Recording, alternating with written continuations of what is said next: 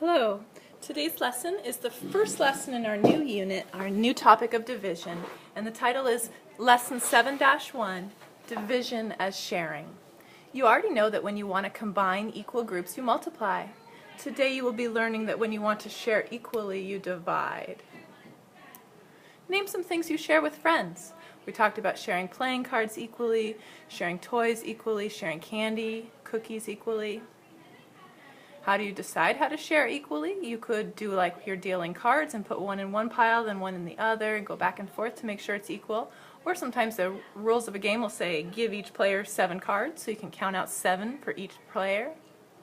That's a real world example of division.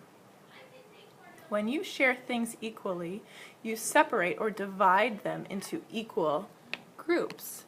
The little marbles in these jars have been divided into equal groups. Division is an operation you can use to find how many groups or how many there are in each group. 4 friends picked 20 apples. They want to share them equally. How many apples should each person get? We looked at a picture for this problem on the back of our morning math. We wrote 20 at the top of the picture to show that the whole number, the big number, was 20. And then we thought, how many equal groups will share the apples? We know that 4 equal groups, or 4 equal friends, are sharing the apples, so they put in 4 rectangles. See how on the top there the circles are organized into 4 rectangles? Those 4 rectangles stand for the 4 friends. And then how many apples are in each of the 4 equal groups? There are 5 apples in each of the 4 equal groups. You can see 5 circles in each of the 4 equal groups.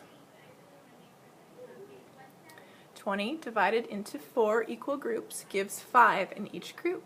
20 divided by 4 equals 5. And then we also notice that 4 times 5 equals 20, and that's a fact family. 15 bananas, 3 boxes. How many bananas in each box? Pause the video if you need to figure this out. 15 divided by 3 is 5. This kid says, I ask myself 3 times what number equals 15. So that's a way to switch around the division problem into a multiplication problem you can solve. 3 times what is 15? Well, 3 times 5 is 15. So now I know that 15 divided by 3 is 5. 16 plants, 4 pots. How many plants in each pot? 16 divided by 4 is 4.